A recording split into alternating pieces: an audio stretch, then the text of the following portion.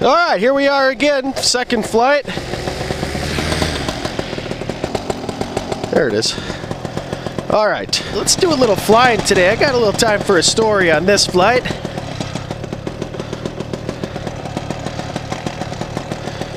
We're going to be cruising up, flying with my brother Chad off the ice here. And I'm going to tell a little story from the year of 1996. 1996, if you guys remember. Alright, here we go. Take it off. There it is. Slippery, I got it. Alright, airborne. That was a nice takeoff. Let's get into the seat here. Alright, today I got a little story, and the story's called 1996. Everybody remembers 1996 was a good year. I was 13 years old in 1996. I got a Sega Genesis for Christmas. I think Nintendo 64 just came out too.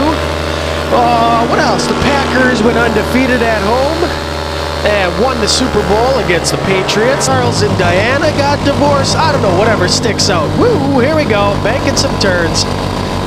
Here we go, coming in, coming in. That happened that year. One of the biggest things that I remember also is I got a four-wheeler. When I turned 14 that year, I got a four-wheeler. It was a Suzuki LT 230 Quad Sport, and that thing was awesome. It was a four-stroke, two-wheel drive, sporty four-wheeler.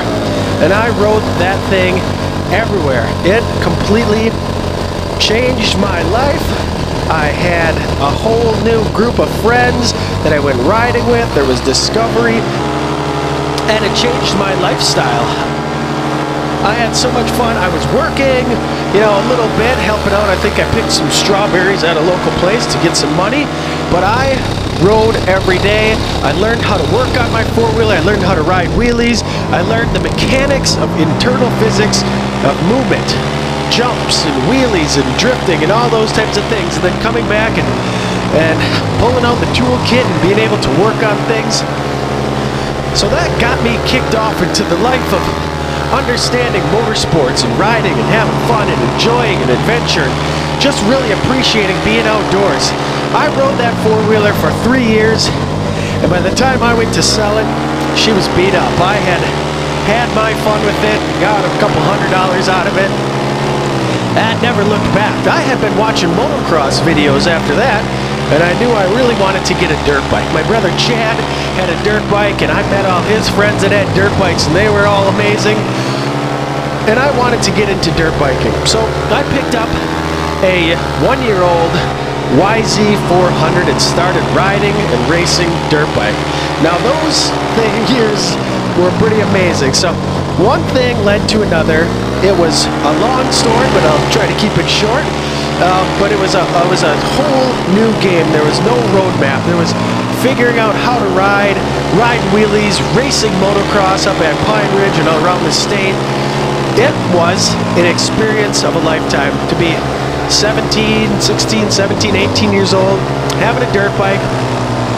And I realized that it was a whole concise approach to learning, of getting better and enjoying the sport. Every time I went out, it was going to be, well, how can I get faster? What jump line can I try different this time?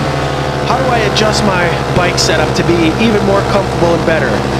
How can I place ahead of the other racers? It was awesome. I sort of went on to autopilot. It would get to the point where as I was riding and even racing, I wouldn't even be thinking about it. My mind was in another place. It was just, my body took over, and I was riding the dirt bike, not even thinking about it.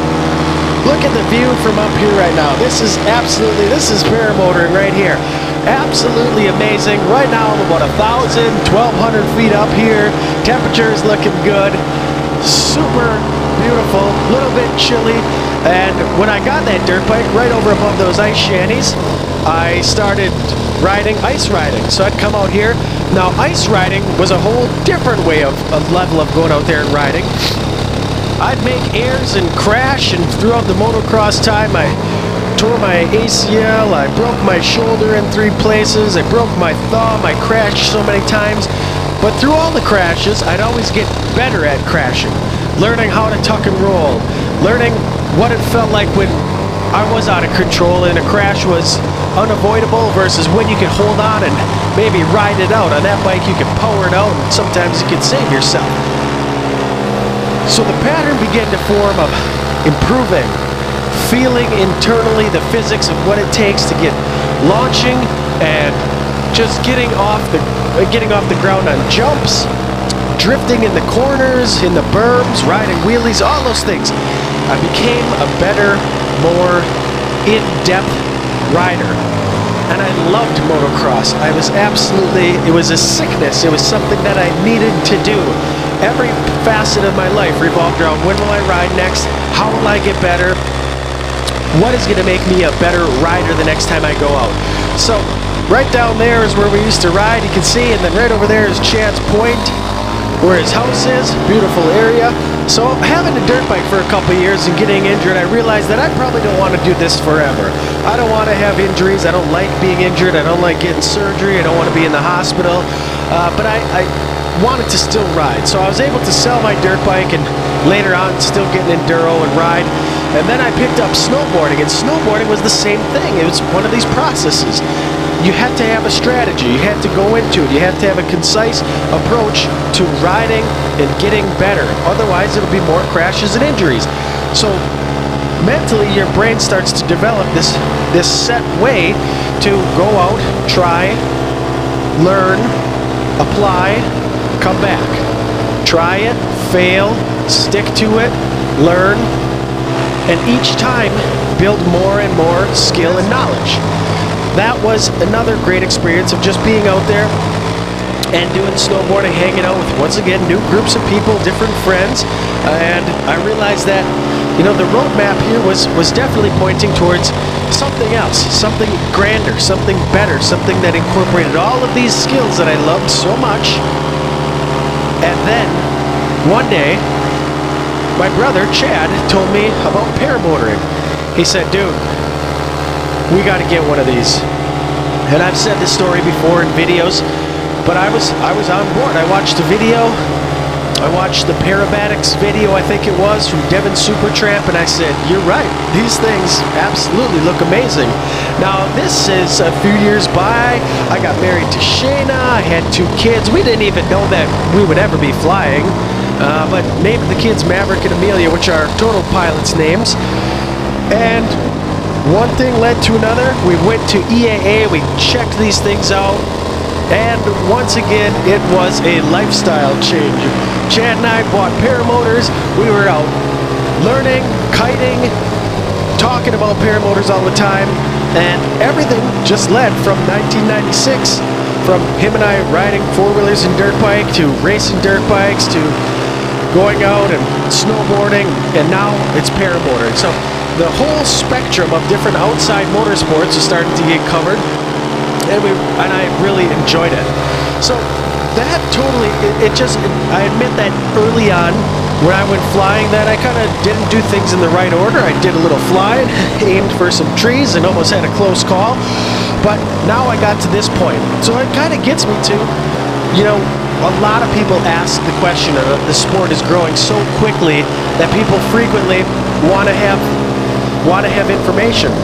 Where are you in your life, and why are you there is a big question to ask.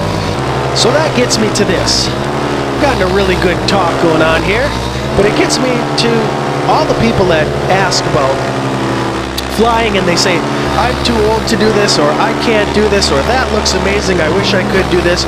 Where are you, and why are you there? Where do you want to be, and how do you get there? Those steps in that roadmap to life. How do you get to the place you want to be? Maybe it's flying, maybe it's owning a business, maybe it's becoming a professional fisherman. What is it that you want to do, and how do you get there? For me, it started back in '96, and for you, it might be started right now, or maybe you already have started, or maybe you have the power paraglider already and you want to continue to get better, or just do cross countries. So that's really it. Like, you have to know what you want and then really go towards it. So for the people out there that are wanting to get into it all over the world, just know it's complete discovery. All parts of the entire spectrum, from down low, up high, in the winter, in the summer. It's like an adventure completely.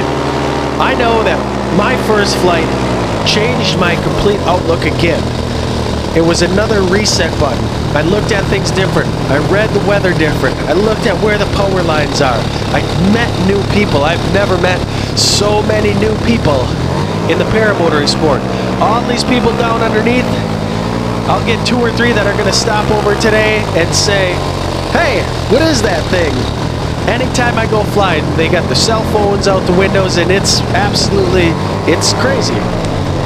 So that's the story of 1996 and how everything all kicked off and got me into paramotoring.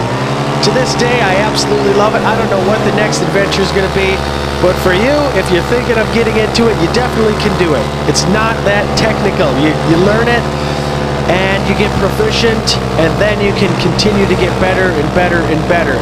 But you've seen enough videos by now to go, I can do that.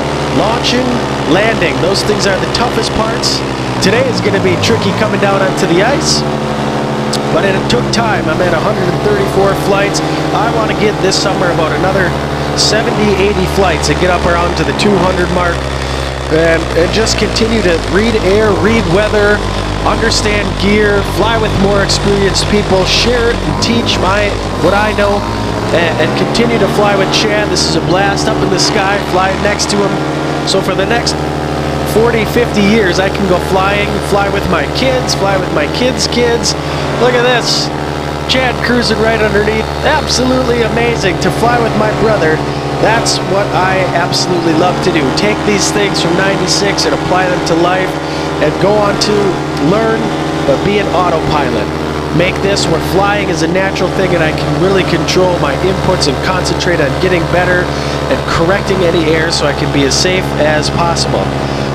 That's really it, guys. I'm going to come in for landing here. I hope you enjoyed the story of 1996. If you ever have any questions about paramotoring, feel free to comment below. Make sure to share this video with a friend. Tell your friends about it. Like the video, subscribe. We'll see you in the next video. See you in the next video. And as always, keep discovering, learning, and having fun. All right, see you later.